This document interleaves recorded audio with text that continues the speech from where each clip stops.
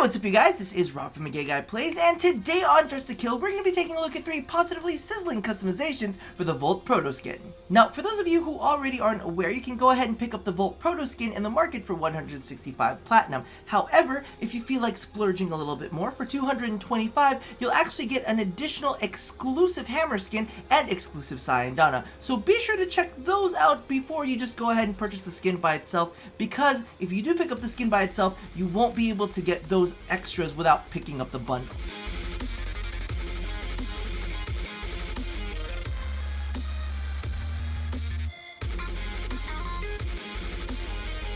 So when it comes to customizing Volt's Proto skin, I actually have 2 different variations that I like to run. I'm either going to have a light primary and a dark secondary, or a dark primary and a light secondary, which you'll actually see in my B and C customizations. However, in this case, one of the things that I really wanted to do, because I'd seen a lot of people playing around with it on Twitter and in other places, is to kind of almost make a little bit of an Orokin look.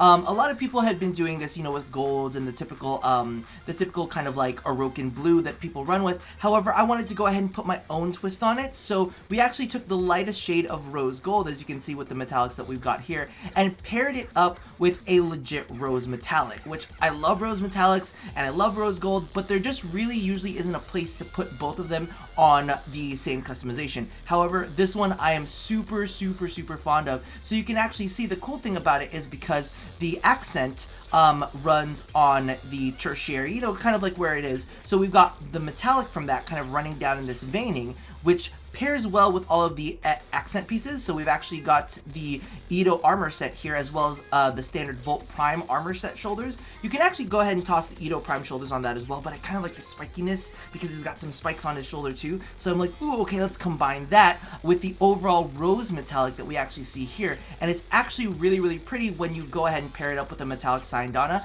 because you can see the rose that's on the tertiary playing off of, you know, the kind of slight rosy tinge off of the actual accent metallic. So I'm really big fan of that, and instead of putting on the really bright kind of obnoxious Orokin blue, I actually pared it down just a little bit, softened it up with something from the Easter palette that's kind of like similar, but not so like blatantly in your face, because when you've got some subtle metallics playing around, you don't necessarily want to overwhelm it with a really shocking, for lack of a better term, energy color.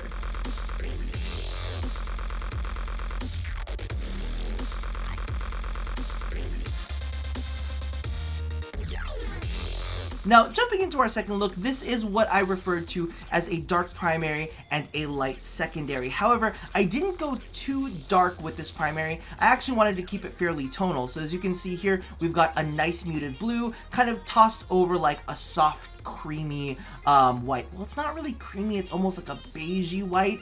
I really wanted to kind of have this little vintage effect on it, and that's why I also used this antique gold. Now, the one thing that you kind of might notice a little bit, but maybe not too much, is that the tertiary color is actually a rose metallic. So as you can see here, you'll actually see it softly on the sides of the heads. I didn't necessarily want to do some crazy pop of color, and I didn't want to have such a big contrast like I did in my original one. I just wanted something that was like subtly there, and you can kind of notice in some of the accents. However, when we went ahead and copied the color over to the Syandana, you can see that the Syandana itself, because of the fact that the accent is usually where the accent is, right? You know, the metallic color is usually where the metallic color is. You have this kind of interplay between that old-fashioned gold, like the weathered gold, along with this rose metallic, and I think that they play so well with each other, and it's just nice and subtle. It's not like they're trying to fight each other too hard. They complement each other quite well, and that's why I actually went ahead and went with something like that. Originally, I was just gonna have like a lighter tone of the accent, but instead I thought that would be a cool detail to slip in something a little bit softer, not ridiculously in your face, but you notice in small details like on the hands, or on the legs, or on the Syandana. It's there, but it's not like beating you over the face with the fact that it's there. Now, one of the things that I did want to point out is I actually tossed in the Syrinx Armor, which I think is an awesome attachment for this. But notice I did leave off the legs. And that's kind of like one of the things that you really want to do when you play around with the skin. You'll also notice it with the last skin that we have up. As the fact that I'm very selective as to where I put my armor pieces, kind of like the same thing that went with the Volt pieces in the previous ones. I wanted to put it on the shoulders, and then I put some on the legs, but legitimately I didn't actually really have to go with every single piece, because here I didn't necessarily feel like the legs were all that appropriate, especially because you lose out on some of this great detailing on Volt's thighs. But legitimately, and you kind of do have to come in, and as you can see here, I've kind of fudged around with the colors a little bit because, you know, I wanted the metallics to play well with each other. So I've moved the accent from the tertiary on the other look and made it the actual accent for the armor pieces. And thank freaking God that DE lets us do that. Otherwise, the metallics would have been in all the wrong places. It wouldn't look as right, but it really blends in quite well when you kind of shift that. So definitely do keep that in mind if you're adding in different armor pieces.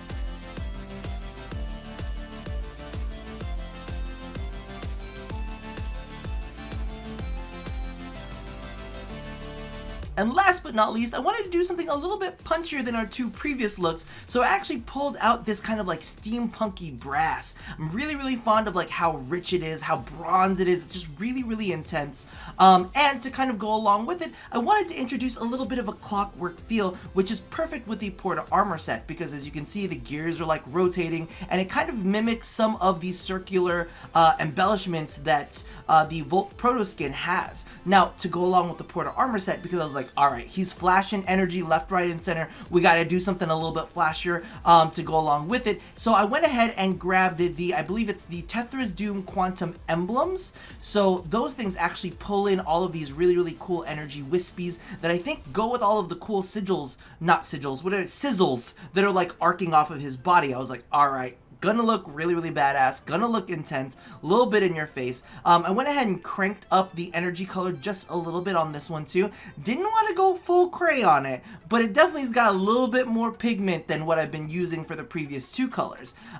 So what I actually did on the very, very back portion too, which I'm really, really happy about, is that I included the Rift Sigil on the back, so you can actually see some of that sizzling effect. I might actually put it up front and center as well, but I was thinking he's got enough energy effects coming up from the front, so I don't really want to fuck with it too much.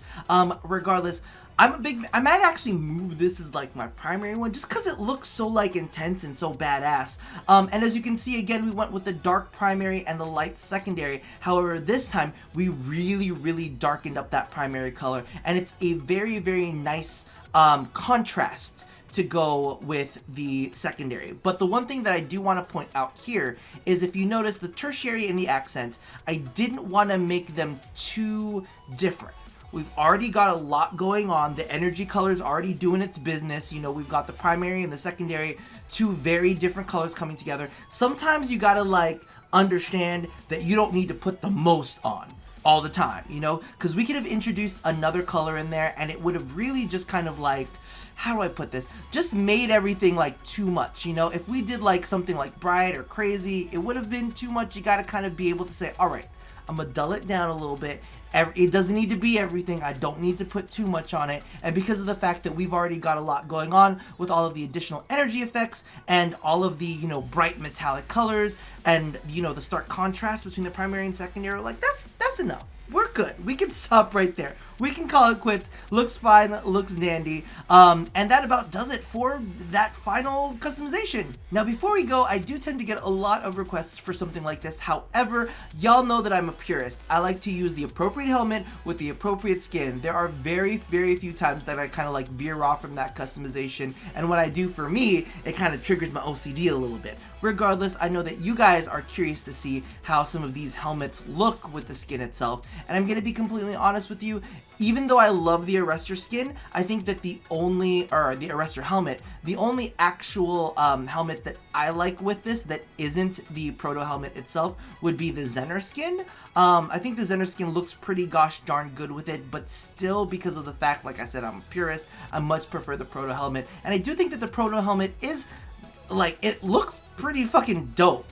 Now let's go ahead and move into the skins as well, because I know y'all get curious, so let's go ahead and move through those. But again, I feel like The Proto helmet looks good with the Proto armor. I know I'm old-fashioned. What are you gonna do about it? I just feel like they belong. They belong, and taking them from each other is just sad. And the thing about it is, this thing has got like dual-tone metallics, so that does make it a little bit harder to match with other things. That's just my perspective on it. But you guys do what you want to do with your skin. Let me know what you guys are playing around with, if you guys are fond of this, or maybe how about this?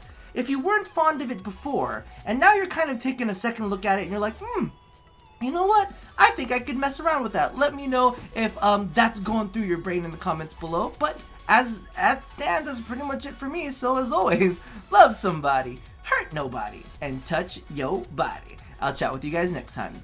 Bye-bye!